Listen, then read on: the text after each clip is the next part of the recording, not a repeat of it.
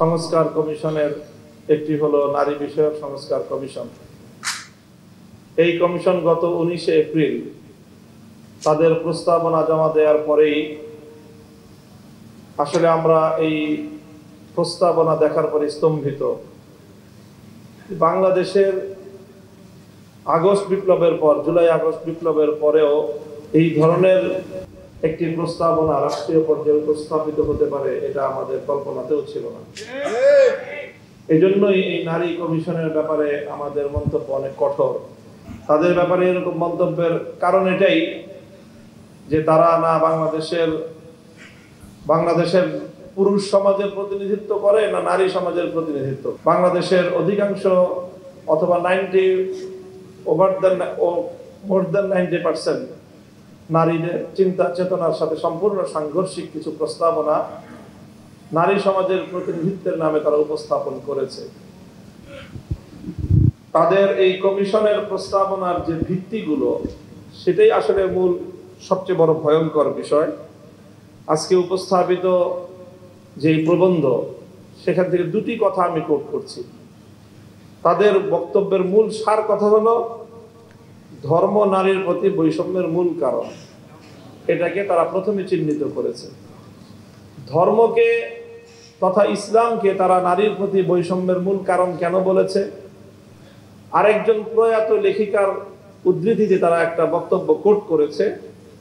সেই বক্তব্যের এক জায়গায় আছে, আমাদেরকে অর্থাৎ নারীদেরকে অন্ধকারে রাখিবার জন্য পুরুষগণ এই ধর্মগ্রন্থগুলিকে ঈশ্বরের আদেশপত্র বলিয়া প্রচার করিয়াছে। এই ধর্মগ্রন্থগুলি পুরুষ রচিত বিধি ব্যবস্থা ভিন্ন আর কিছুই নয়। অর্থাৎ তারা বিশ্বাস করে যে এই ধর্মগ্রন্থগুলো আল্লাহর কিতাব না, কোরআন আল্লাহর কিতাব না, এটা পুরুষরা রচনা করে নারীদেরকে দমন করার জন্য এই কিতাব রচনা করেছে। এই হলো তাদের এই পূর্ণ প্রস্তাবনার মূল বুনিয়াদ। কাজেই এই ধরনের একটি প্রস্তাবনা উপস্থাপন করার পরে আমাদের ইসলামী সংগঠনগুলোর পক্ষ থেকে, ইসলামী জনতার পক্ষ থেকে কি প্রতিক্রিয়া হওয়া উচিত? আমরা কেন তাদের সাথে আলোচনায় বসিনি? কেন আমরা রাজপথে বা আন্দোলনের মাধ্যমে এর বিরুদ্ধে কড়া প্রতিক্রিয়া কেন ব্যক্ত করলাম? অনেককে দেখে এই জন্য মায়া কান্না কাঁদত। তো আমার পরিষ্কার কথা যে তারা যথেষ্টই জানে এবং দীর্ঘ একটাই আলোচনা নারী সংস্কার, নারী নীতি নিয়ে দশকের পর দশক ধরে কথা চলে আসছে এবং সেই কথার ধারাবাহিকতায় অনেক আলোচনা হয়েছে। এখন তারা পশ্চিমা বিশ্বের এজেন্ডা বাস্তবায়ন করার জন্য এটাকে মোক্ষম সময় মনে করে তারা এই সংস্কার প্রস্তাবনা দিয়েছে এবং সংস্কার প্রস্তাবনা দেওয়ার সঙ্গে সঙ্গে প্রধান উপদেষ্টার কার্যালয় থেকে এটাকে লুফে নিয়ে তার ভেরিফাইড ফেসবুক পেজে ঘোষণা করা হয়েছে যে তারা অন্তর্বর্তীকালীন সরকার ক্ষমতায় থাকতে থাকতে যথাদ্রুত সম্ভব এই সংস্কার প্রস্তাবনা তারা বাস্তবায়ন করবেন। অন্য 10টি কমিশনের প্রস্তাবনার বিষয়ে প্রধান উপদেষ্টার কার্যালয়কে এতটা ত্বরিত ব্যবস্থা গ্রহণ করতে বা ঘোষণা দিতে আমরা দেখিনি যতটা এই বিষয়ে দেখেছি। তার অর্থ হলো এটা গোটা একটা প্রিপ্ল্যান, একটা পরিকল্পনা এটা, এবং এই প্ল্যানের সঙ্গে প্রধান উপদেষ্টার কার্যালয় জড়িত। মঞ্জু ভাই বলেছেন আগে বুদ্ধিবৃত্তিক দরকার, তারপরে নাকি আমাদের মাঠে নামতে হবে বা শক্তি প্রয়োগ করতে হবে। আমি ওনার কথার সাথে শতভাগ একমত পোষণ করছি। বুদ্ধিবৃত্তিক উপায়ে তাদের এই সকল প্রস্তাবনার এবং এই জাতীয় কার্যকলাপের প্রতিবাদ যথাযথ যৌক্তিক এর উপস্থাপনা কম হয়নি। প্রবন্ধকার বলেছেন যে প্রায় 1000 পৃষ্ঠার উপরে ইতিমধ্যে লেখা হয়েছে।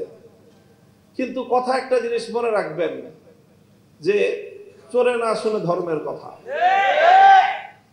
এদেরকে এই ধরনের টেবিল টকের মাধ্যমে এই ভয়াবহ কার্যকলাপ থেকে, পরিকল্পনা বাস্তবায়নের পথ থেকে এদেরকে রুদ্ধ করা যাবে না। এজন্য আমাদের পরিষ্কার কথা, আল্লাহর কোরআনের বিরুদ্ধে এমন কটাক্ষপূর্ণ, এমন অবমাননাপূর্ণ কোন প্রস্তাবনা ফ্যাসিবাদী স্বৈরাচারী শেখ হাসিনা ভারতের লেসপেন্সারও কোনোদিন করতে পারে নাই। বর্তমান বাংলাদেশের 5ই আগস্টের বিপ্লবের রক্তের উপর বসে এই প্রস্তাবনার এক চুল পরিমাণ যদি বাস্তবায়ন করতে হয় আমাদের লাশের উপর দিয়ে করতে হবে, আমাদের রক্তের উপর দিয়ে করতে হবে। আমরা বলি ইসলাম প্রদত্ত নারীদের জন্য অগ্রাধিকার এবং সেটাই সকল ক্ষেত্রে বাস্তবায়িত হবে ন্যায্য অধিকারের বাস্তবায়নের মাধ্যমে। কাজেই পরিষ্কার আমাদের কথা, নারীর ন্যায্য অধিকার নিশ্চিত করেন, নারীদেরকে পতিতা বৃত্তির দিকে ঠেলে দিয়ে মাতৃ সমাজের কলঙ্ক ঘটাবেন। এদেশে সভ্য সমাজ বেঁচে থাকতে আপনাদের ওই সমাজকে ধ্বংস করার, বাংলাদেশকে ধ্বংস করবার অপতৎপরতা ইনশাআল্লাহ বাস্তবায়িত হবে না।